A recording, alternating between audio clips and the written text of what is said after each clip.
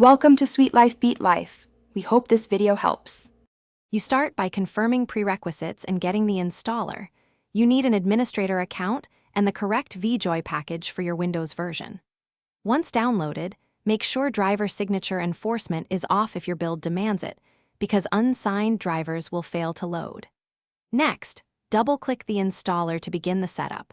Accept prompts and choose the default components, since those include the Vjoy driver and service. This gets the driver files onto the system and registers the service so you can configure virtual devices. You now run the installer with elevated rights and allow any driver dialogues.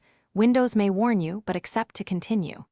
Once installed, open Vjoy config. This tool creates virtual joysticks and defines axes and buttons. In Vjoy config, choose how many devices you need, set axis ranges and the total button count, and apply the settings. This writes the configuration to the driver. Make sure the device ID don't conflict with physical controllers, because conflicts prevent input mapping and cause apps to ignore the virtual device. You finish by starting the Vjoy service or simply rebooting so Windows loads the new driver.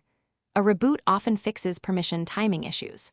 Once running, launch Vjoy Monitor or an input client to send test inputs and verify axes move and buttons toggle. This proves successful installation.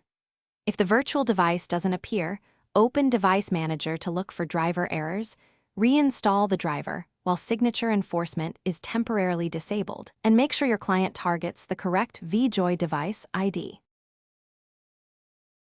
Thanks for watching. Consider subscribing if we helped you.